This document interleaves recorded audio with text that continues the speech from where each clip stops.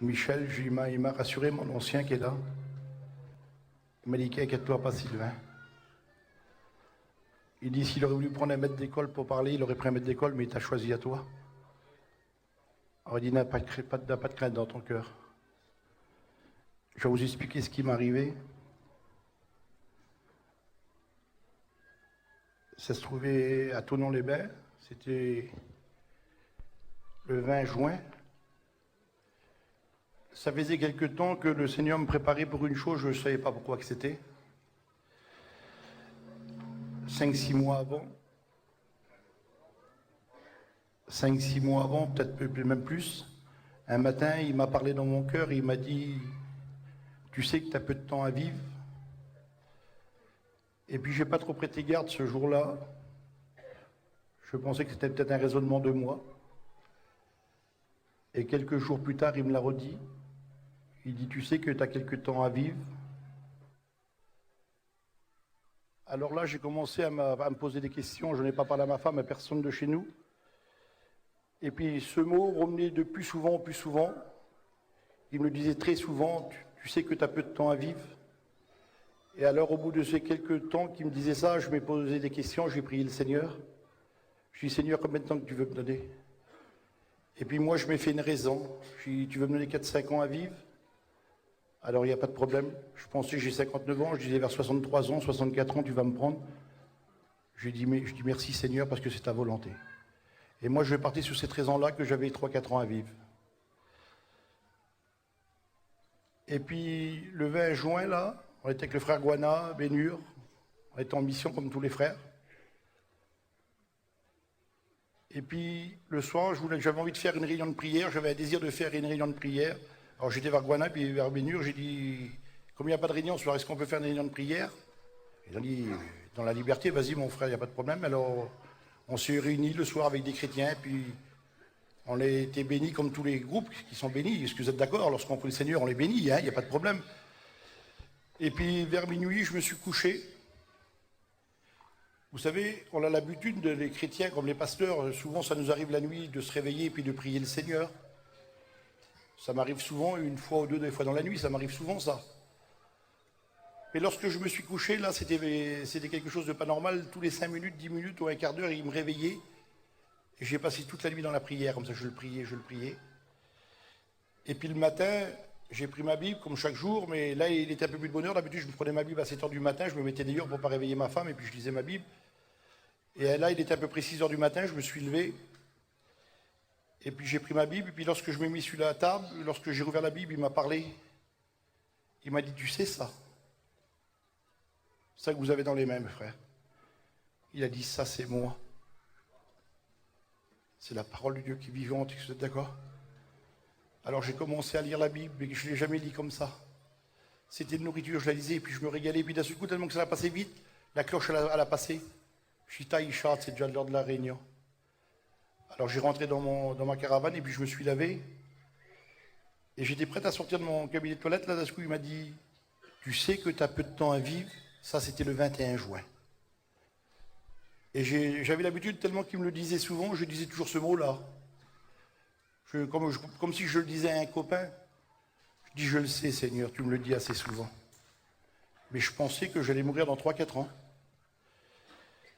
Et puis, lorsque je voulais aller à la réunion de prière, j'ai regardé, j'ai vu ma Bible. Elle m'avait fait tellement de bien, la Bible, ce jour-là. J'ai pas été à la réunion de prière, j'ai commencé à lire, j'ai lu, puis d'un coup, la réunion de prière a fini. Et le frère Guadel est venu vers moi, il a dit, on va chiner ce matin, comme Sylvain. Il dit, comme ça fait longtemps que tu n'as pas été chiné. Alors je dis, mon Guadel, j'ai pas trop envie, moi. Et puis il dit, viens avec moi, il dit, alors pour lui faire plaisir, j'étais avec lui. Alors je dis sur ma femme, je dis, donne-moi les habits pour que je vais travailler. Et puis comme j'ai pris les habits, là, je les ai mis sur moi. Écoutez bien, mes frères, parce que c'est important. Vous savez, il ne faut pas écouter tout ce que vous avez écouté, il ne faut pas prêter, dire amen à toutes ces choses. Je n'ai jamais été dans un cercueil, moi. Vous comprenez bien, je n'ai pas eu toutes ces choses-là, parce que les gens, ils parlent vite, ils veulent des choses, des fois, émotionnelles. J'avoue simplement les quelques mots que Dieu m'a dit, je l'ai dit au conseil, hein, mes frères. Et si je suis là ce matin, vous avez bien compris, parce que c'est biblique ce que je vous dis. Et puis, voilà, il a klaxonné avec son camion, il était à peu près une vingtaine de mètres de moi.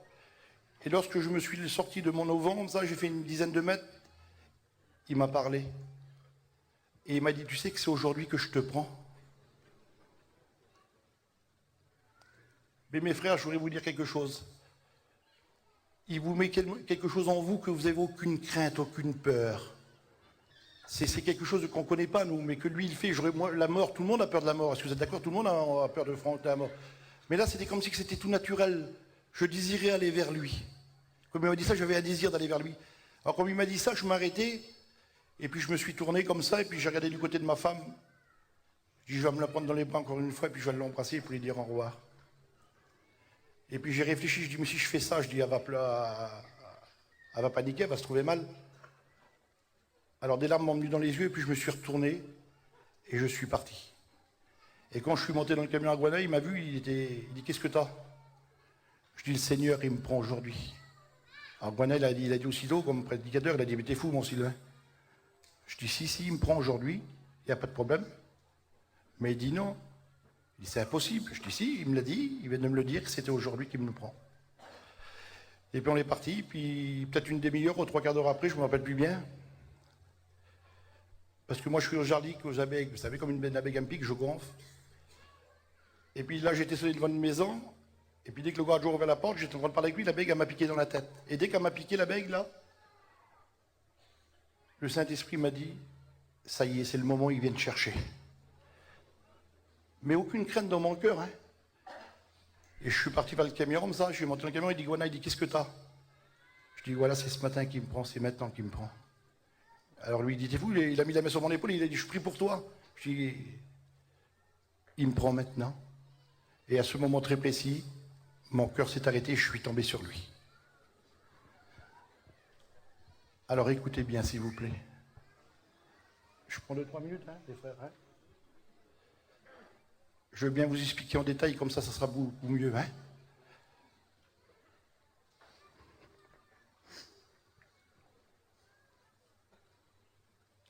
Quand je suis tombé mort sur lui, là, il a rentré dans un hôtel, Guana. Et puis il a crié, les gardiens de nuit, ils ont téléphoné directement au SAMU puis aux pompiers. Les premiers qui sont arrivés, il m'expliquait après, les premiers qui sont arrivés, c'était les pompiers. Et puis les pompiers, ils ont essayé de me ranimer, ils ont essayé de me ranimer. Et puis ils sont tournés vers lui, ils ont dit, il est mort, on ne peut plus rien faire, il est mort. Et entre le temps que Guana et que les pompiers essayaient de me ranimer, il a téléphoné à tout le monde est venu. Et comme les pompiers ont dit, ça y est, il est mort, il est mort, on ne peut plus rien faire pour lui, de toute façon, il est mort. Le SAMU est arrivé. Ça, c'est eux qui m'ont expliqué après, parce que moi, je n'étais pas là, je vais vous expliquer après aussi que j'étais. Il m'a dit, les SAMU est venu, ils t'ont entubé, ils ont mis des appareils sur toi, et puis ils essayaient de te ranimer. Il dit, il y avait une télévision comme ça, et il y avait vous savez que pour le cœur, c'était toujours droit. La tension, il n'y avait plus de tension, il n'y avait plus rien. Alors les docteurs du SAMU, ils ont dit, c'est fini, il est mort, il n'y a rien à faire. Alors ils m'ont enlevé tout ça. Il y avait ma femme, tout le monde était là, tout le monde pleurait. Ils m'ont enlevé tout ça. Et dès qu'ils m'ont enlevé tout ça, il s'est passé une chose. Alors maintenant, je vais prendre notre deuxième plan. Vous écoutez pas? Je vais parler un peu plus fort alors. Hein. Excusez-moi mes frères. C'est comme je dis à Guana, ça y est, il vient me chercher. Comme mon cœur s'est arrêté. Dès que mon cœur s'est arrêté, le ciel s'est ouvert. Et il y avait Jésus qui m'attendait.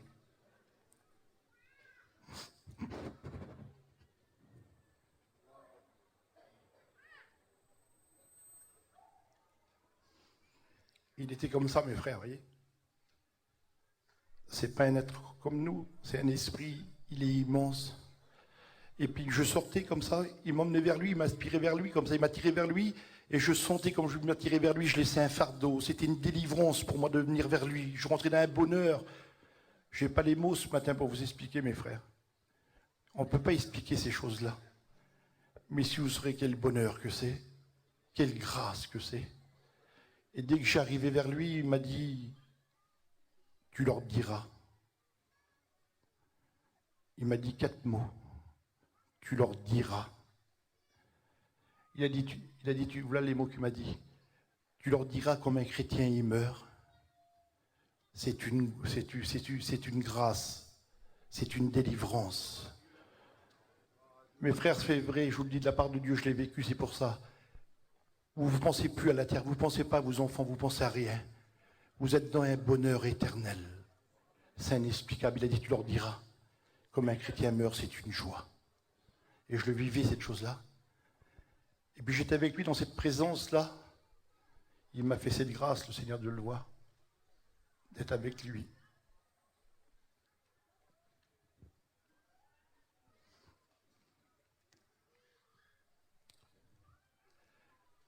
Et puis il m'a dit un mot. Jimmy, je le dis comme je l'ai reçu, mon frère, à mes frères. Je dis rien d'autre que les 4 mots qu'il m'a dit, le Seigneur. Le premier mot, il m'a dit, tu leur diras, comme un chrétien meurt, c'est un privilège, c'est une joie, c'est un bonheur. Mes frères, pour vous qui avez perdu des chats de chair, si vous saurez dans le bonheur qui sent, si vous saurez la grâce que c'est. Et puis il a dit ces mots. Écoutez bien le peuple ce matin. Il a dit ici, rien d'impur, rien de souillé ne pourra rentrer ici. Et puis ça a arrêté. Et puis il m'a dit, ici, je lis le mot comme il me l'a dit, je n'ai pas le droit de rajouter ni rien, mes frères. Il m'a dit ici, il rentrera que mes enfants. Dites amen les chrétiens. Il rentrera que mes enfants. S'il y aurait des fois des rétrogrades parmi nous ce matin, au nom du Seigneur, réconciliez-vous avec lui ce matin.